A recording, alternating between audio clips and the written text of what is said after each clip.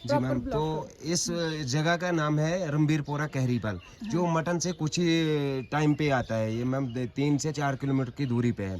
तो इस मंदिर को राजा ललितादित्य ने 1401 में बनवाया था। और ये जो मंदिर का मेन गेट है, जहाँ से मंदिर की एंट्री होती है, तो जैसे ही मंदिर की एंट्री होती है, पहली नज़र उन 3 मूर्तियों पे पड़ती है जो राइट साइड बनी हुई है। ये 3 मूर्तियाँ गंगा, जमुना और सरस्वती की है। तो गंगा जमुना मीन्स आपको पता ही होगा, एक रिवर है। तो रिवर का मतलब ये था कि मंदिर में एंटर होने से पहले जितने भी हमारे अंदर पाप होते हैं, उनको गंगा जमुना में धो के हम मंदिर में एंटर होते हैं। तो जैसे ही एंटर होते हैं, सामने एक स्टोन बनी हुई है जिसको पूरा ऊपर से एक सनफ्लावर का शेप दिया गया है। बैक साइड में आपको दिखाएंगे, सन गॉड के हाथ में भी एक ऐसा फ्लावर है जिसको सनफ्लावर कहते हैं। और पूरे टेम्पल को उस टाइम विदाउट सीमेंट बनाया गया था मैम। विदाउट सीमेंट कैसे बनाया गया था? पहले हर बेस वाले पत्थर में से एक होल बना लेते थे और ऐसा एक लॉक जो आपस में इंटरलॉकिंग सिस्टम का काम देता था। और अमरनाथ यात्रा के बारे में सुना ही होगा आपने मैम। वहाँ पे जो शिवलिंग है वो यहाँ पे भी है और उसके दर्शन आपको यहीं पे करवाएंगे। और रही बात मंदिर के पूरे डाउन वाले स्टेप में, यहाँ पे देख सकते हैं ये जो छोटी छोटी मूर्तियाँ बनी हुई है, पूरे मंदिर के सर्कल में 365 मूर्तियाँ बनी हुई है, जो कि उस टाइम साल के हर एक दिन के लिए एक मूर्ति को पूजा जाता था। और ये जो है मंदिर के 4 साइड 4 हवन कुंड बनाए गए हैं, जिनमें से आगे ये 2 बने हुए और पीछे 2 बने हुए हैं। और मंदिर के पूरे सर्कल में जो 84 कॉलम्स बने हुए हैं, इनमें क्या होता था, इनको अपने हिंदुज़म में क्या बोलते हैं, इनको 84 का घेरा।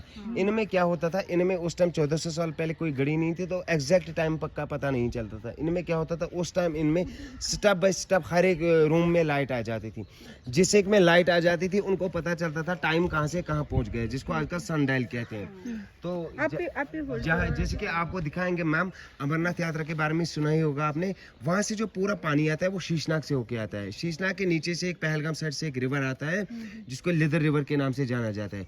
और उसी रिवर से एक कैनाल आई गई थी इस मंदिर के लिए, जिसको इसी मंदिर का नाम दिया गया था मार्टेड कैनाल। मार्टेड कैनाल से जब उस टाइम पानी छोड़ा जाता है या आजकल भी जब पानी छोड़ा जाता है, वहाँ पे पानी उस कुंड में पहले जाता था, वहाँ पे वो फिल्टर होता था। फिल्टर होने के बाद वो साफ पानी, बिल्कुल बिल्कुल आराम से, तो हम देखेंगे प्रॉपर।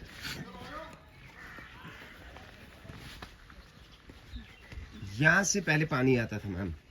पानी आने के बाद पहले इस कुंड में जाता था। यहाँ पे होती थी गोल पत्थर जो इसके अंदर अभी भी है।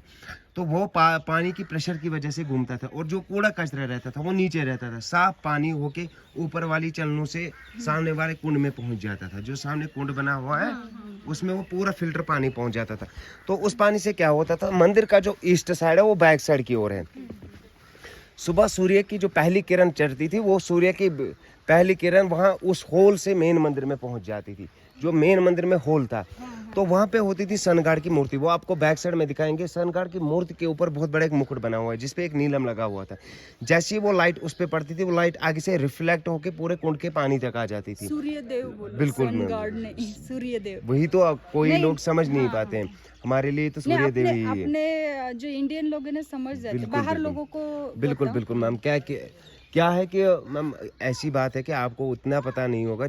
आप किसी भी नाम से वो पुकारो उसको, तो वो एक ही है। वो तो सही है। तो बात ऐसी है कि जो सूर्य भगवान की जो मूर्ति के ऊपर वो मुकुट लगा हुआ था, तो उस पे लाइट पड़ने के बाद वो लाइट आगे से रिफ्लेक्ट होके पूरे कुंड के पानी तक आ जाती थी। तो दिन भर उस पर वो पवित्र सूर्य की जो किरणें पड़ती थी, शाम के टाइम जब सूर्य ग्रहण होता था, पूरे पवित्र पानी के अंदर यहाँ का फेमस केसर मिलाया जाता था और दूध मिलाया जाता था।